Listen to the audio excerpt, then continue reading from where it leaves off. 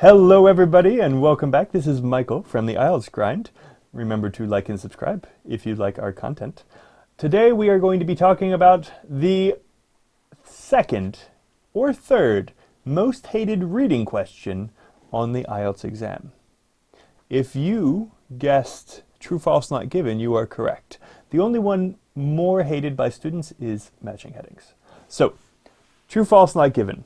Many people have trouble with this because they get confused with false and not given. In this video, I will tell you exactly what you need to do to master this question. Okay?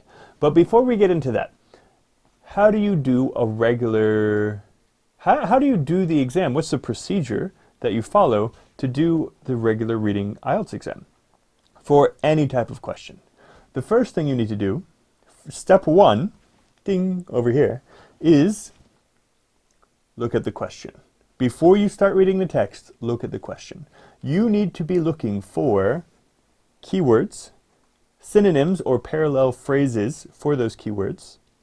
You need to be predicting what kind of answer it might be based on your knowledge, your previous knowledge or grammar rules and such. And finally, you need to be looking for tricky words. We will get to these in a bit, okay? The second thing you need to do after you circle the keywords and know what you're looking for is you need to scan the text. That means very quickly read all the paragraphs. The reason why you're doing this is so that you can match the questions to the paragraphs, okay? The paragraphs usually have one main idea. If you know that, it's really easy to match the questions. This is to save time. You should be doing this every time, okay?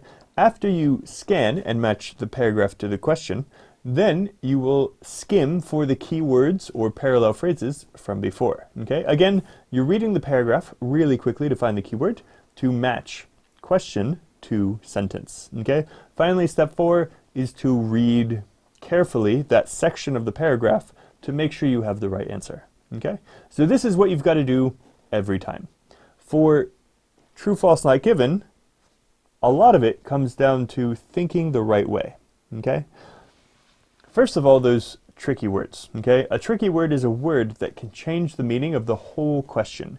These are words like all, not, always, mostly, okay? They change the topic of the question, okay? The reason this helps you is you need to be thinking, before you think true, false, not given, you need to think, is it given or not given?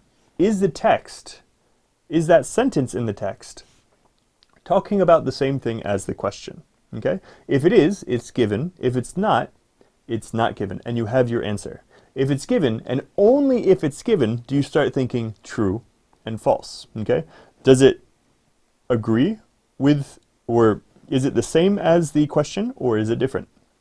Now, after you think that way, now it's time to look at some examples, okay? We have a very, very short text. This will be the shortest test you ever do for true, false, not given.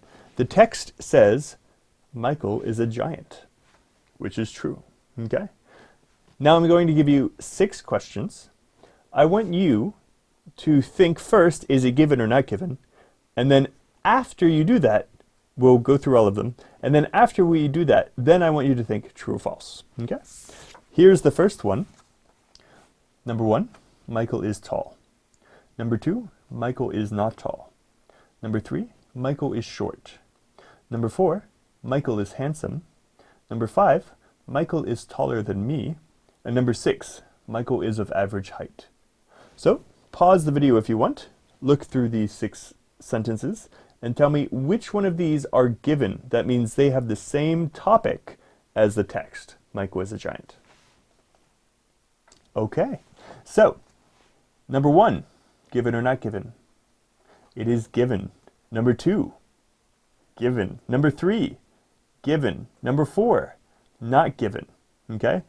Handsomeness and Michael's height do not connect, okay? And that's what both are talking about.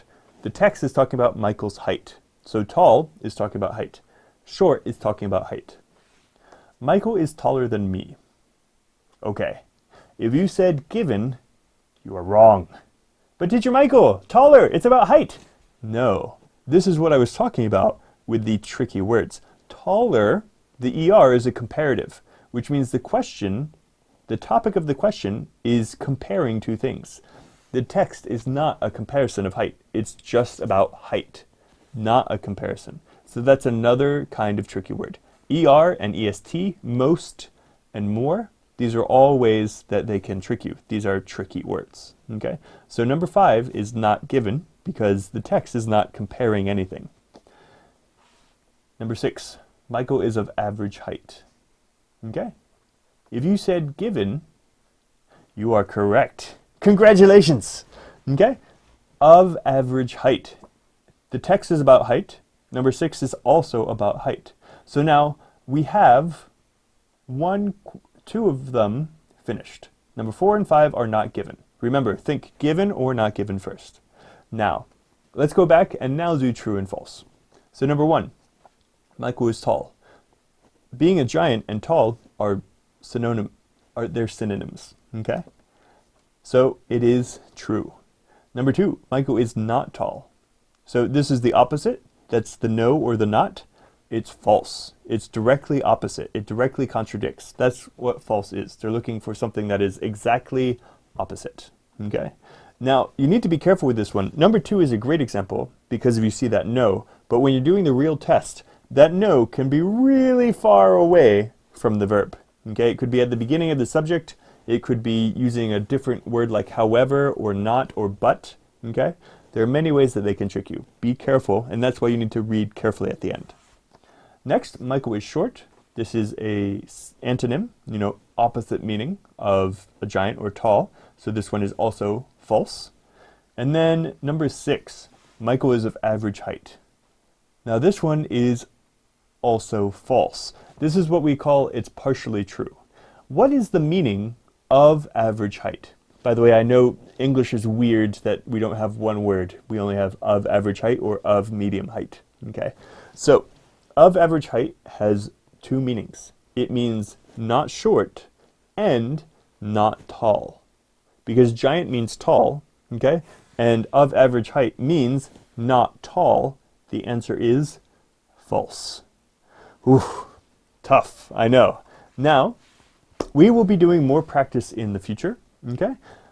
And I hope that you find this useful. Remember, follow the procedures from the beginning of the video. Think, is it given or not given? And then think, is it true or false? If you follow these steps, this will become a lot easier to do.